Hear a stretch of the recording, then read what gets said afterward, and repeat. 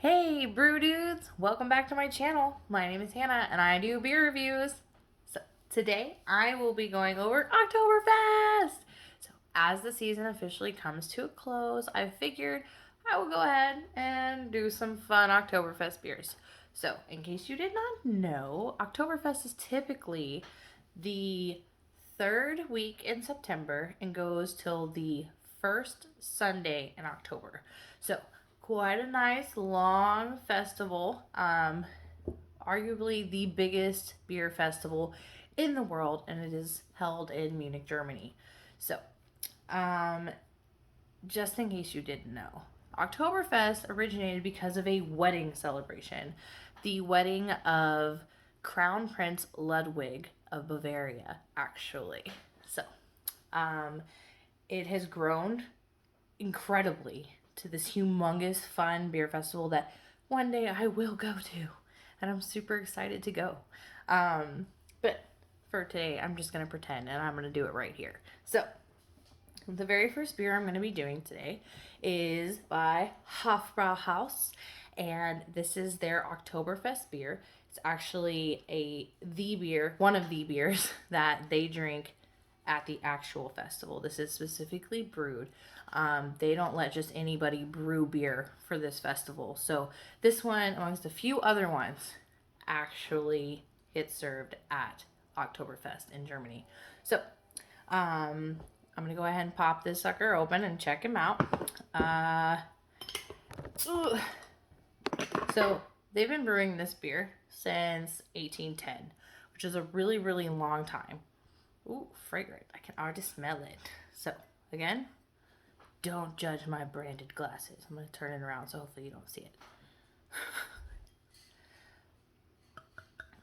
Ooh, go. Yes. Ooh, that's exciting. Okay. Look at that beautiful beer. All right. This is a nice golden yellow color. Nice frothy head. Off-white. So it's got this really nice earthy, you get like crackers, like real nice, like fragrant head on this, okay?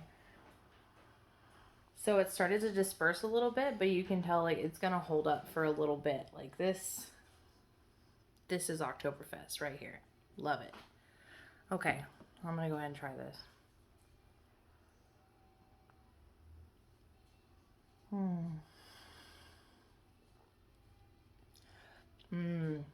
Okay, so it's kind of sweet, just a little bit right up front.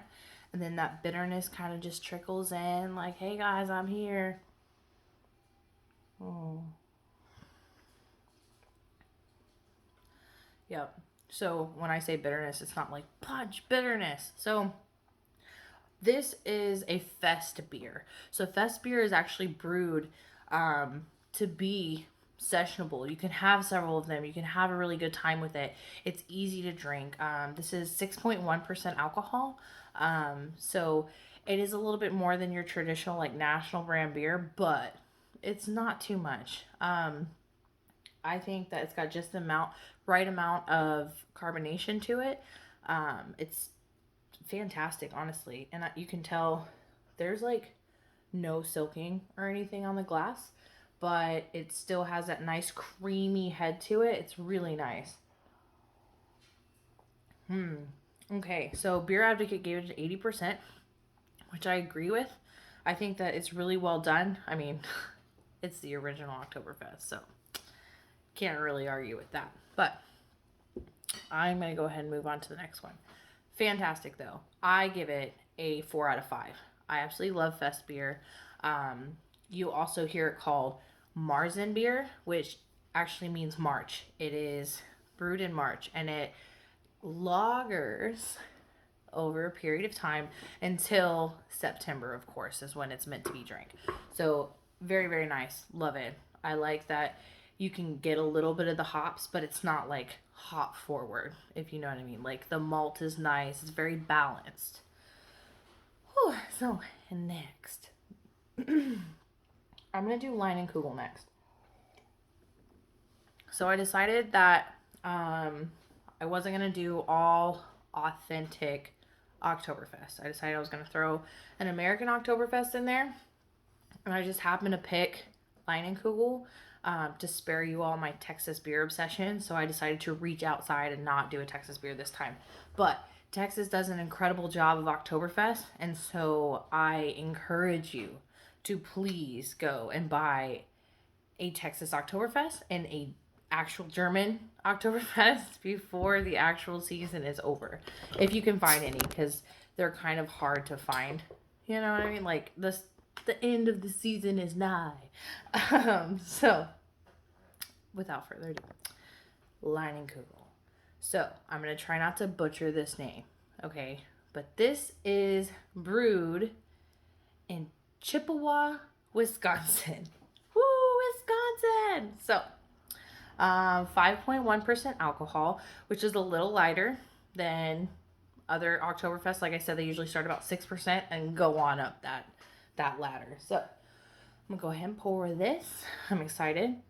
It's not as fragrant. Like, when I popped the top on the other one, it was like, woo, I can smell that. It smells really good, really earthy. So.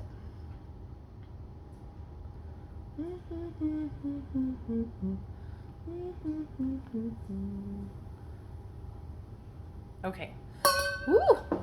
So this one is a lot darker, if you need a comparison. So this one's more of an orangey copperish color. Okay.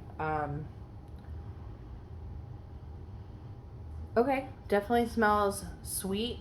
Caramel right on the nose. It does have a like tannish, almost khaki looking head to it. There's no soaking on the glass at all. Like it's not hanging on or nothing. It is dispersing pretty quickly, but you know, looks pretty good. It doesn't look like it's super carbonated either, like you see bubbles, but you know, looks like a beer. Let's try this beer.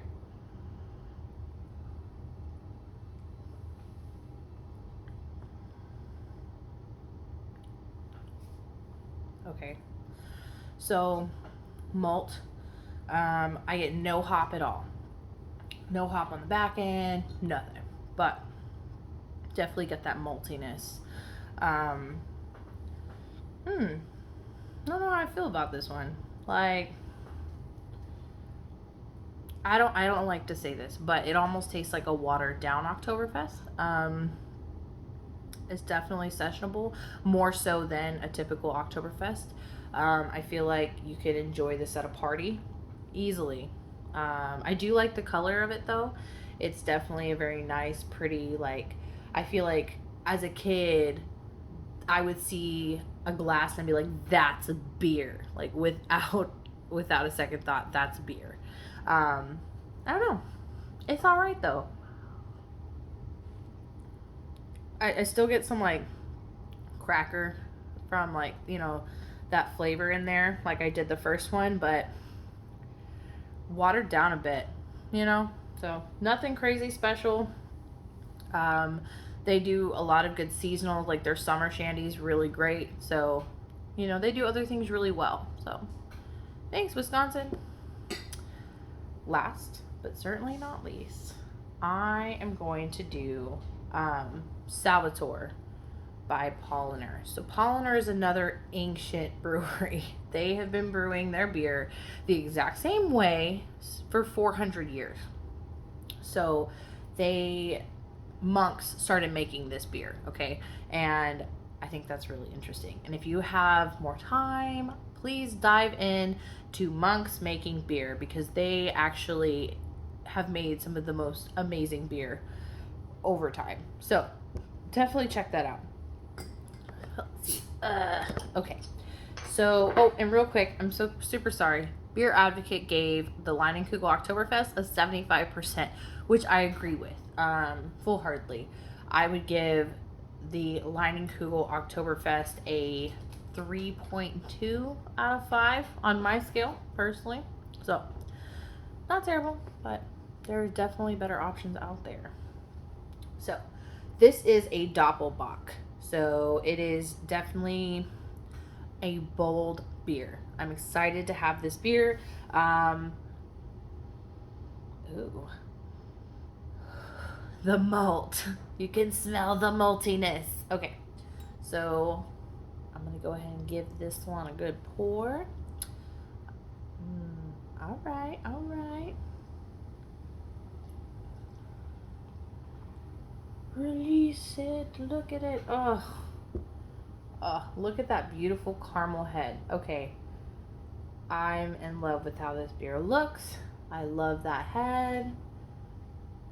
Little to absolutely no silking, but the head is nice and thick. Does look like it's there to stay for a bit, you know. Okay, so that malt right up front. Ooh, robust dark caramel. That maltiness is nice and intense. It's not like, it's intense, but it's a welcoming intensity. Like, I can get behind this. So, okay, you see it, it's kind of dispersing a little bit, but it's doing well, you know. I feel like my mouth's watering so much, I have to taste this beer. So, here we go.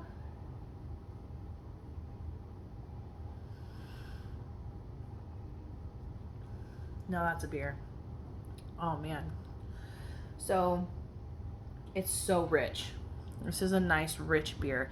It comes in at 7.9% alcohol, which is hidden very well. I feel like some beer, it's like, it's got alcohol in it. This one is like, hey, man, I'm here to chill, and I got a little bit of alcohol. So, tasty, okay? Look at that nice reddish bronze color going on. Almost like the color of like leather.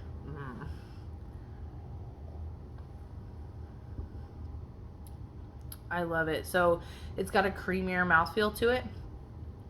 It really does coat your mouth, but it doesn't hang around too long. It's definitely not a lingerer, which I love me a non-lingerer.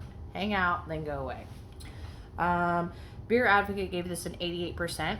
I think this is one of those times with Beer Advocate, I think it should get like a full 90. This is a fantastic beer. It's drinkable.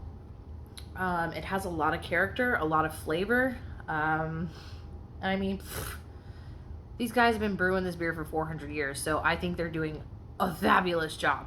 I mean, not the same guys, but the recipe, all right, and the process. Wow. So I'm going to give this beer a 4.5 out of 5. Love it. It's delicious. I'm going to show you the bottle again. You can see the monk.